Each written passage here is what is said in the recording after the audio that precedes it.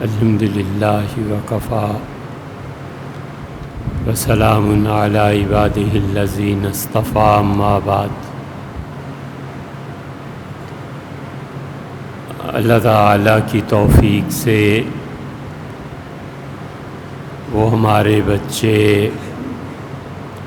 جو مئی کے مہینے میں ملک میں طول و عرض میں ہنگامے ہوئے اور وہ انقلاب کی مبارکباد ایک دوسرے کو دیتے رہے، اور دوسری وجہ یہ کہ اس ملکی حالات اور یہاں کی مختلف قوتوں کی وجہ سے اکثر جوان یہ سوچتے ہیں کہ انقلاب آنا چاہیے، اور تیسرے اس وجہ سے کہ بولنے والے کو مختلف ممالک میں سنا جاتا ہے اور مختلف ممالک سے سوالات بھی آتے ہیں۔ ان وجوہ کی بنا پر ایک بات چیت شروع کی تھی جس کے اختتام کی طرف ہم بڑھ رہے ہیں۔ انقلاب باہر کی طاقتوں کو مدعو کر کے برپا کیا جاتا ہے، وہ بات ہو گئی، اور انقلاب جو قوتیں حقیقت میں برپا کرتی ہیں اور اپنے ہی ممالک میں ہوتا ہے، وہ سب سے پہلی شرط اس کی علم ہے۔ انقلاب کا مطلب وہاں کے نظام کو کلی طور پر تبدیل کرنا۔ اب اس کی مثالیں کتاب و سنت سے بھی لے سکتے ہیں، اس کی مثالیں تاریخ سے بھی لے سکتے ہیں،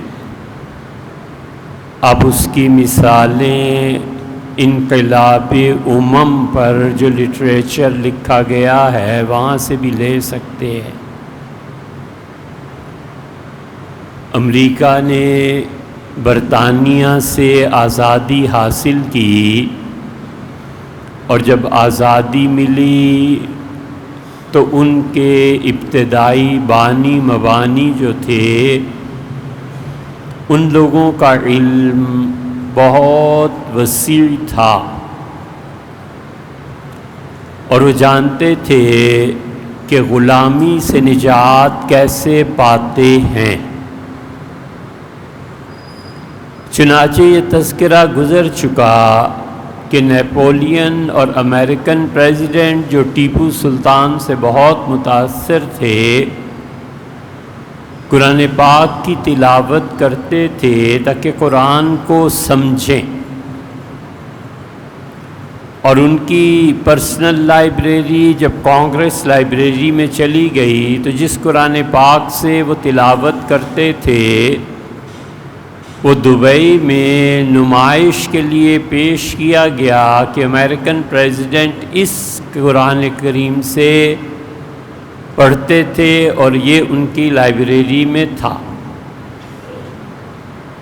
بالکل ایسے ہی گاندھی جی قرآن پڑھتے تھے، نہرو مسلمان علماء کے ساتھ، عیسائیوں کے ساتھ سارے تعلقات استوار تھے، ہمارے اکبر بادشاہ عیسائیوں کے ساتھ مسلسل تعلقات میں رہتے تھے، اور گوا انڈیا میں ایک جگہ ہے، سب سے پہلے عیسائی پادری وہاں پر پریس لے کے آئے، اور پریس نے دنیا کو جو تبدیل کیا سب جانتے ہیں۔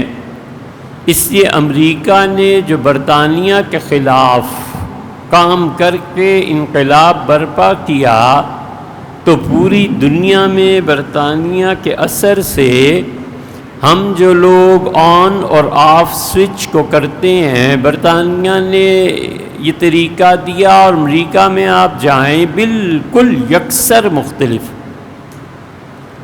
ہم آن کے لیے نیچے کرتے ہیں بٹن کو، وہ اوپر کرتے ہیں، جہاں وہ اوپر کرتے ہیں یہاں نیچے کرتے ہیں۔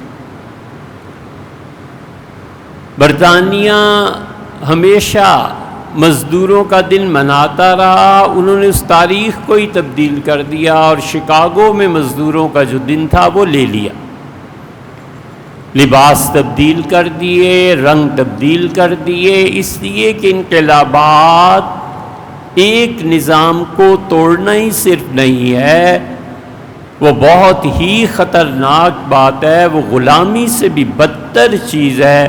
اصل یہ ہے کہ تبدیلی بھی پھر اتنے بڑے پیمانے پر لائی جائے، اور اس کے لیے بنیادی طور پر علم کی ضرورت ہے۔ جو لوگ پڑھتے لکھتے نہیں ہیں اور جن کا کتابوں سے تعلق نہیں ہے، اور جو جانتے ہی نہیں کہ نظام کیسے مرتب ہوتے ہیں، انہیں چاہیے کہ وہ کوئی اور کام کر لیں، نفل پڑھ لیں، تلاوت کر لیں، یا جو بھی کریں، ہمیں کیا مشورہ دینا ہے، مگر اس میدان میں وہ برباد کر دیتے ہیں دوسروں کو، اور یہ تلقین کرتے رہتے ہیں کہ اللہ کر دے گا، اور اللہ ایسے ہو جائے گا، اور اللہ یوں، اللہ کچھ بھی نہیں کرتا۔ وہ صاف کہتا ہے لا یغیر، اللہ کبھی تبدیلی نہیں لائے گا، حتی یغیروا ما بانفسہم، یہاں تک کہ تم خود تبدیلی پیدا کرو، پھر اس میں ہم برکت دے دیں، پھر اس میں ہم تمہیں کامیاب کر دیں، یہ ہمارے اختیار میں ہے۔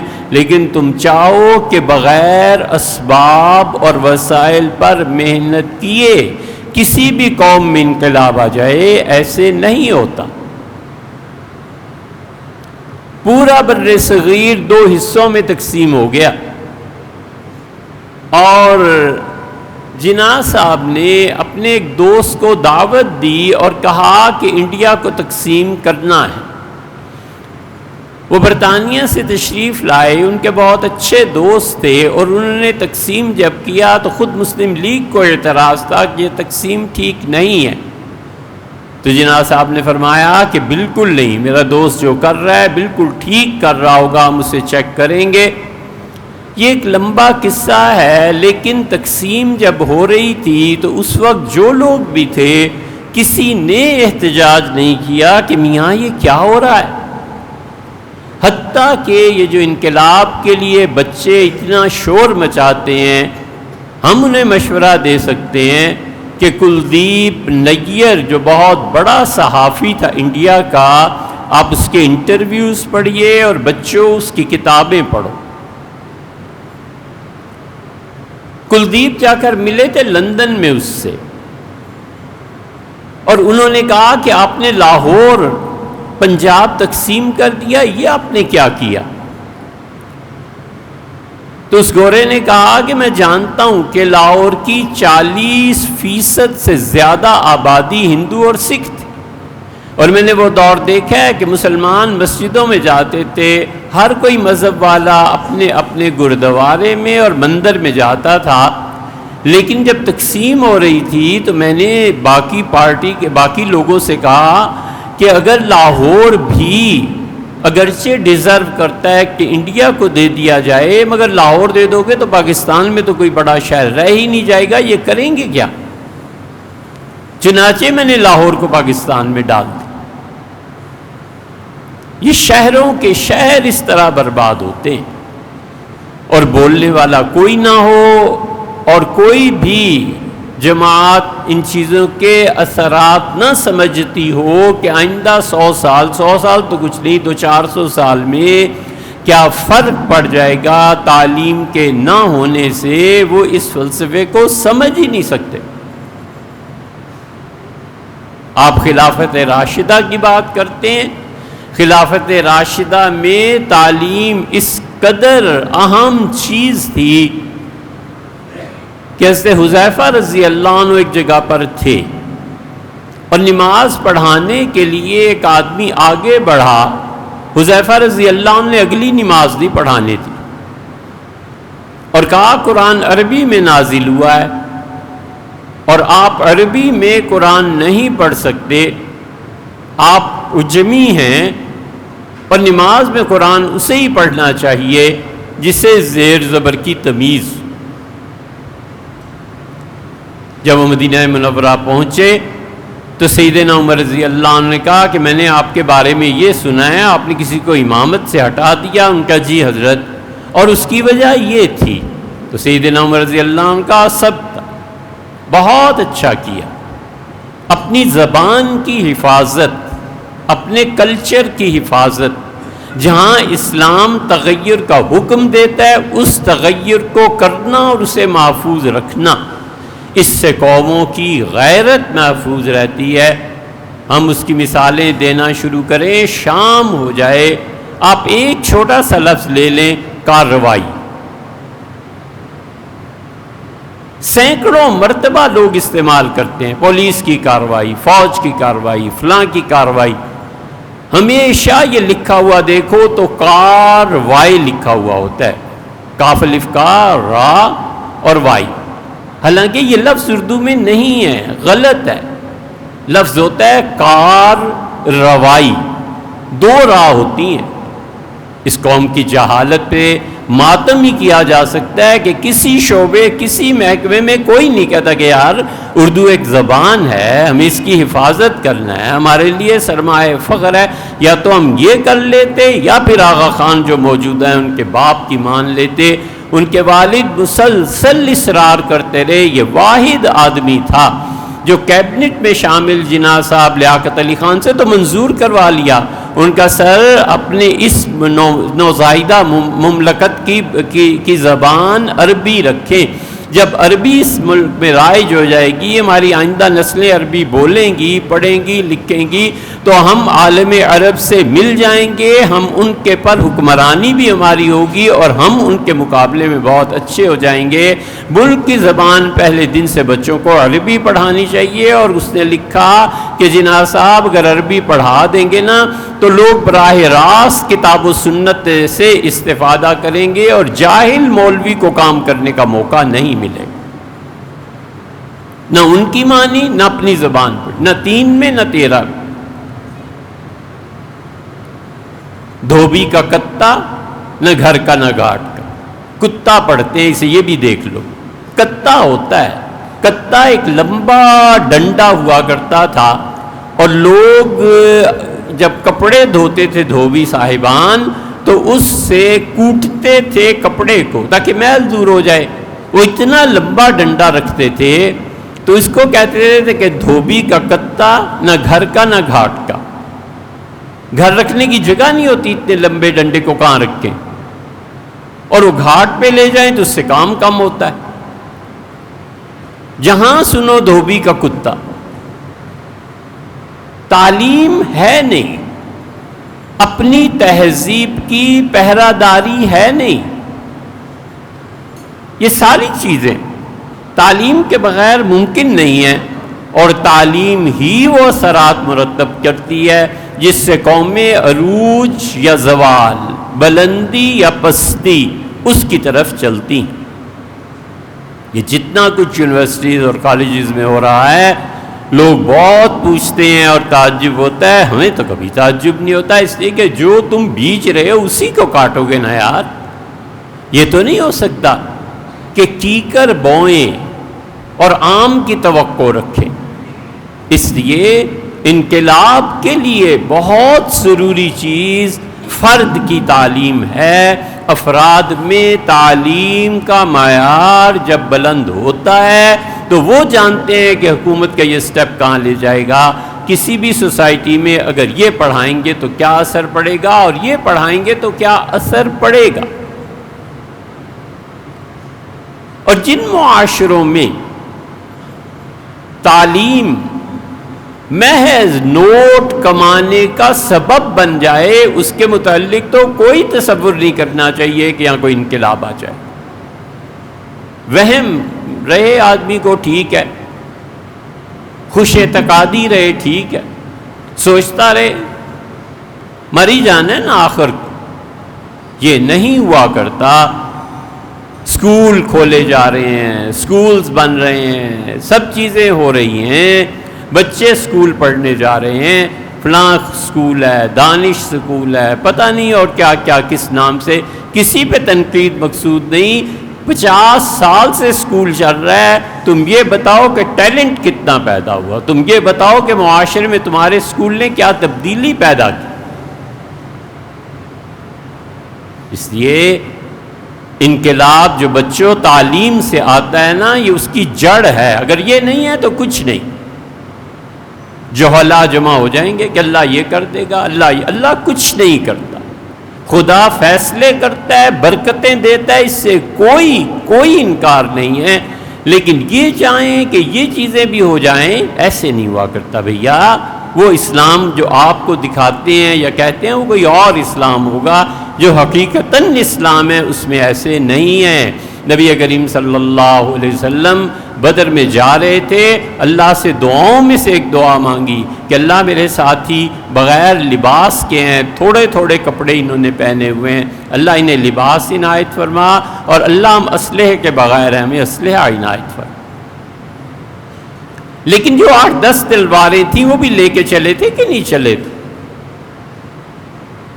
اس لیے اقوام کی تہذیب اور اقوام کے مقاصد، اسکول کا سارا سسٹم پہلے دن سے اس ملک میں جو بھی تعلیم دی گئی اس میں کوئی لحاظ اس بات کا نہیں تھا کہ ہم کوئی اقدار ہیں، کوئی قوم ہیں، کوئی ہمارا مذہب کا تقاضا ہے اور مذہب کی بھی کچھ تعلیم ہے، اس کے ساتھ ساتھ دنیا میں کیا تعلیم ہے۔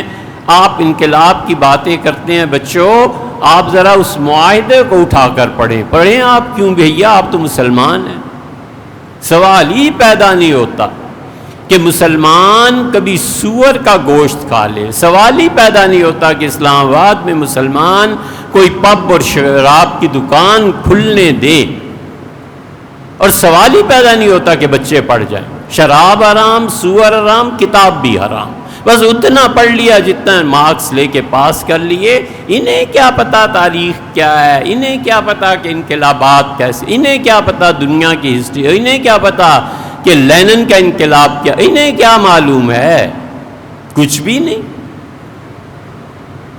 یہ امریکہ نے معاہدہ کیا، جنرل پرویز مشرف صاحب نے معاہدہ فرمایا، اس معاہدے میں امریکہ نے باقاعدہ ایک تحریر اور شک ہے، آپ جا کے دیکھ لیجئے گا، کہ پاکستان کا نظام تعلیم سر آغا خان کے تحت ہو،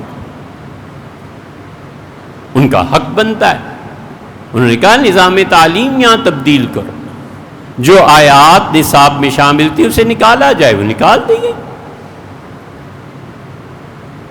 یہ تعلیم ہے جو اپنے اثرات مرتب کرتی ہے، اور جہالت ایسی پاؤں پکڑ لیے ہیں اس نے کہ ہلنے نہیں دیتی۔ اب تک یہ بحث کرتے ہیں کہ قرآن پڑھانے پہ اجرت ہونی چاہیے نہیں ہونی چاہیے۔ اللہ، اتنی بھی سمجھ نہیں ہے کہ سیدنا عمر رضی اللہ عنہ سے کہا گیا کہ امیر المومنین قرآن کریم کی قرأت کے لیے جو آپ نے پورے ملک میں مدارس بنا دیے ہیں، قاری کو کوئی تنخواہ نہیں ملنی چاہیے۔ سیدنا عمر رضی اللہ عنہ لکھا، جتنے بھی حکومت کا کام کریں گے اور قرآن کریم پڑھائیں گے ان کو پیسے دیں گے ہم تعلیم کی وجہ سے، اور صحابہ کرام رضی اللہ عنہ ان کو ہم پیسے دیں گے کیونکہ ان کا شرف اور عزت اتنی ہے میرے دل میں کہ انہوں نے اسلام کے پودے کو لگایا۔ ہر آدمی پیسے لیتا تھا، سرکار کی ڈیوٹی تھی نا، خلافت جن موضوعات پہ چلتی تھی ان میں سے تعلیم تھی۔ چاروں خلفائے راشدین پڑھے لکھے تھے، اور اتنے پڑھے لکھے تھے، اتنے شعور اور عقل سے کام لیتے تھے کہ سیدنا عمر رضی اللہ عنہ کے پاس فاطمہ بنت قیس آئی ہیں، اور فاطمہ بنت قیس نے کہا کہ مجھے بحث یہ چھڑی کہ عورت کو اگر طلاق ہو جائے تو وہ اپنی عدت میں شوہر سے خرچہ لے سکے گی یا نہیں، اور 3 طلاقوں کی صورت میں شوہر اسے گھر سے نکال دے یا نہیں۔ فاطمہ بنت قیس آئیں شہادت کے لیے، اور ان کا امیر المومنین حضور اقدس صلی اللہ علیہ وسلم کے زمانے میں مجھے طلاق ہوئی تھی، تو نبی کریم صلی اللہ علیہ وسلم نے مجھ سے فرمایا تھا کہ لا سکنا ولا نفقہ، تمہیں کوئی حق حاصل نہیں ہے کہ شوہر کے گھر میں رہو، اور نہ ہی تمہیں اس بات کی اجازت دی جا سکتی ہے کہ تم شوہر سے اپنا خرچہ وصول کرو۔ ہمارے یہاں تہذیب یہی ڈیولپمنٹ ہوئی ہے، 3 طلاقیں دو، یا اللہ، طلاق بھی دینا اور کبیرہ گناہ بھی کرنا، شریعت نے صرف 1 طلاق سکھائی تھی بس، یہ الگ موضوع۔ فاطمہ نے گواہی دی، سیدنا عمر رضی اللہ عنہ سوچ میں پڑ گئے، اور پھر انہوں نے کہا میں ایک عورت کی گواہی کی وجہ سے نہ خدا کی کتاب کو چھوڑوں گا، اور نہ میں یہ فتویٰ دوں گا، نہ میں ملک کا قانون کے بناؤں گا۔ مجھے نہیں پتا حفظت ام نسیت، اس عورت کے سمجھنے میں غلطی ہوئی ہے، یا یہ واقعہ بھول گئی ہے، یا واقعی سے یہ بات یاد ہے اور مجھ سے روایت کر رہی ہے، میں قطعاً اس قانون کو نہیں بناؤں گا۔ جو طلاق دے گا اس کی بیوی عدت اس کے گھر میں گزارے گی، اور عدت کے دوران عورت کے نان و نفقہ کا ذمہ دار اس کا شوہر ہے، جب تک کہ عورت خود اس گھر کو چھوڑ کے نہ چلی جائے۔ 1 طلاق دے، پھر 3-4 ماہ جو بھی عدتیں ہیں ان میں سے ایک عدت گزارے گی، گھر میں رہے گی، اٹھنا بیٹھنا دیکھنا برتنا سب چیزیں ہوگا، تو کسی وقت تو خیال آئی گئی کہ یار میں رجوع کر لوں، بڑا ظلم میں نے کر دیا۔ ہمارے ہاں کوئی مثال بتا سکتے ہیں کہ عدت عورت نے اپنے ماں باپ کے علاوہ کبھی سسرال میں گزاری ہے؟ شریعت کہاں ہے؟ سیدنا عمر رضی اللہ عنہ قانون نہیں بننے دیا، نہ بنایا۔ اس موضوع پہ کبھی جی چاہتا ہے بات کریں، سال بھی ناکافی ہے کہ کامل المومنین رضی اللہ اپنے علم کی بنا پر یہ ایسے نہیں ایسے، ایسے نہیں ایسے۔ آپ کو کبھی خیال نہیں آتا کہ جب قحط پڑا ہے تو حضرت عمر رضی اللہ عنہ نے ممبر پر آ کر کہا کہ یا تو یہ قحط دور ہو جائے گا، یا خدا کی قسم ہے مجھے، میں مدینہ منورہ میں جو امیر لوگ ہیں، عبد الرحمن ابن عوف اور طلحہ اور فلاں میں ان سب کا مال چھین کے غریبوں میں تقسیم کر دوں گا تاکہ یہ قحط ختم ہو۔ اور منع کیا باقاعدہ، فوج کو لکھا تھا کہ 50,000 گھوڑے ہر لمحہ تیار ہیں، تم جہاد کرو، مانگو مجھ سے، میں گھوڑے بھیج دوں گا۔ 50,000 گھوڑوں کے لیے جو چراگاہ بنوائی گئی تھی اس میں تشریف لے گئے، 12 دروازے رکھے اس کے بڑے بڑے قلعہ نما، اور اپنے وہاں کے جو ہیڈ تھے اسلم، اپنے غلام پہ بڑا اعتماد تھا، انہیں بلایا اور کہا اسلم اس ساری چراگاہ کے دروازے کھول دو، کوئی اونٹ اور اونٹنی چرنے آئے مت منع کرنا۔ میں مدینہ منورہ میں ایسی بوڑھی عورتوں کو جانتا ہوں جن کا ٹوٹل معاش کا ذریعہ وہ اونٹ یا اونٹنی ہے، جس پہ وہ کنویں سے پانی بھر کے لوگوں کے گھر تک پہنچا دیتے ہیں، لوگ انہیں پیسے دیتے ہیں، وہ چل رہے ہیں۔ اگر تم نے روک دیا اور اونٹ یا اونٹنی مر گئی تو وہ سارا اس کی زندگی کا جتنا بھی بوجھ ہے وہ سرکاری خزانے پہ پڑ جائے گا، میں اتنے پیسے کہاں سے دوں؟ یہ سوچ فرمایا خبردار۔ لیکن عبد الرحمن ابن عوف کے اونٹ آئیں، فلاں کے آئیں، فلاں کے آئیں، بالکل نہیں آنے دینا، انہیں کہنا واپس جاؤ اور مدینہ منورہ میں کھجوریں جو اس سال لگی ہیں بجائے مارکیٹ میں بیچنے کے اپنے اونٹوں کو کھلاؤ، تمہیں کچھ نہیں ہو جاتا۔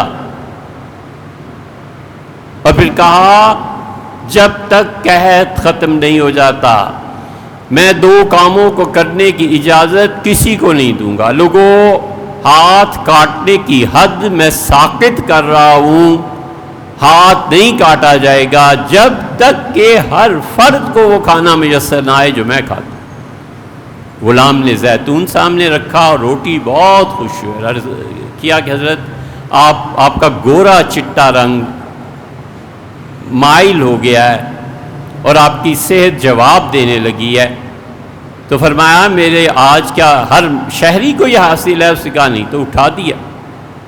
فرمایا نہ، جب تک میری مملکت کا ایک شہری اس کا نہیں ہوتا میں نہیں کھا سکتا۔ فرمایا میں منع کرتا ہوں، میرا کوئی بھی مقرر کردہ افسر کوئی ہاتھ نہیں کاٹے گا جب تک یہ قحط دور نہ ہو جائے، اور دوسرے کوئی بھی نکاح ہوا اس زمانے میں میں اس نکاح کو توڑ دوں گا، کوئی نکاح نہیں کروں۔ یہ ہے سوچ۔ فرمایا پیسے کی وجہ سے مجبور ہو کے امیر خاندانوں کے لڑکے اعلیٰ نسب اور اعلیٰ تعلیم یافتہ لڑکیوں کے رشتے مانگیں گے، اور ان کا اپنا سٹیٹس مال میں بڑا ہوا ہوگا اور کسی چیز میں بھی نہیں۔ لوگ بھوک اور غربت سے مجبور ہو کے اپنی پیاری بیٹیاں ان نکموں کے ہاتھ کر دیں گے۔ میں قطعاً نہیں چاہتا کہ ہماری آئندہ نسلوں میں ان چیزوں کا اثر پڑے، اس لیے جب تک قحط دور نہیں ہوتا نکاح نہیں ہوگا۔ اور جب وہ قحط دور ہوا ہے اور پھر خوشحالی کا دور آیا ہے تو انہوں نے کہا مدینہ منورہ میں بلاؤ ان لوگوں کو جو خوب کھاتے ہیں، پیٹو قسم کے لوگ آئے، 1 مہینہ کھانا کھلاتے رہے۔ پھر فرمایا ان کو بلاؤ جو بہت تھوڑا کھاتے ہیں، وہ ایک جماعت آ گئی 40-50 افراد، وہ کھاتے رہے۔ 2 مہینے کے بعد کہا کہ اوسطاً اتنا ایک آدمی کے لیے کافی ہے۔ ممبر پر آئے، جمعے میں تقریر کی اور فرمایا میں پیمانہ مقرر کر رہا ہوں اب، اور جو اس سے کم ہر مہینے کسی کے گھر آٹا نہ دے حکومت روک لے، اور جو اتنا زیتون کا تیل فری فراہم نہ کرے، اور جو اتنی چیزیں اپنی پبلک کو فری فراہم نہ کرے، میں بددعا مانگتا ہوں اس ممبر پہ کھڑے ہو کے قیامت تک کے لیے اللہ جو بھی اس امت میں ایسا ظالم آ جائے جو میرے مقرر کردہ پیمانے سے کم لوگوں کو دے، اللہ اسے برباد کر۔ یہ قیامت تک کے لیے بددعا فرمائی تھی۔ ان کا جاؤ اپنے گھروں کو، حکومت اس کی ذمہ دار ہے۔ آپ جنگوئی کے حالات پڑھتے ہیں، ساری خلافت عباسیہ اور امویہ میں میڈیکل فری تھا۔ یہ تو اکبر کے زمانے تک بھی فری رہا ہے، جہانگیر کے زمانے میں فری رہا ہے۔ اکبر بادشاہ کے زمانے میں، جہانگیر کے زمانے میں، چونکہ ہندوؤں اور گوروں کا لٹریچر پڑھ لیا نا، گوروں نے تو اس لیے مغلوں کے خلاف لکھا کہ سلطنت جو مسلمانوں سے لی تھی تو انہیں تو متنفر کرنا تھا، ہندوؤں کو تعصب تھا۔ اسے کہا پوری مملکت میں کوئی دوائی ایسی نہیں جو لوگ خریدیں۔ حکیم ہوتے تھے، جمعے کے بعد ہر مسجد کے باہر ایک بڑا حکیم بیٹھتا تھا اور وہ فری لوگوں کو دوائیاں دیتا تھا، اور ہر محلے میں ایک حکیم تھا، لوگ اس کے پاس جاتے تھے، اپنا علاج کراتے تھے، گورنمنٹ اس کو تنخواہ دیتی تھی اور پبلک کچھ نہیں دیتی تھی۔ یہ برطانیہ میں نظام رائج ہے، اس پہ تو بڑے خوش ہوتے ہیں۔ تم کیوں نہیں ایسے انقلاب کا سوچتے بچوں؟ یہ سب باتیں آتی ہیں تعلیم سے، پڑھو تو تمہیں پتہ چلے۔ تغلق کے دور میں پورے ملک میں یہ کئی تغلق گزرے نا، کہیں بھی قحط نہیں پڑا اور بارشیں ہوتی رہی۔ تو کسی نے ایک بزرگ سے پوچھا کہ حضرت اتنا عرصہ اور زمانہ ٹھیک بارشیں اپنے وقت پہ ہوتی ہیں، گندم ہے، تغلق کے زمانے میں گندم، انڈے اور مکئی، باجرہ، جوار، چاول، یہ سب سمندر میں پھینکتے تھے،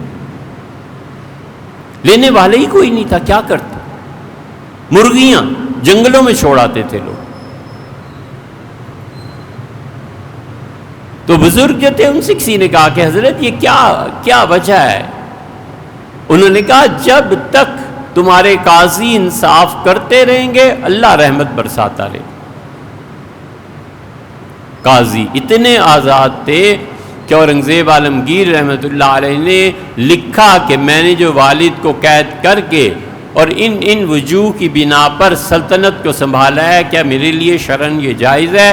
پورے ملک سے قاضیوں نے لکھا کہ ان وجوہ کی بنا پر یہ جائز ہے۔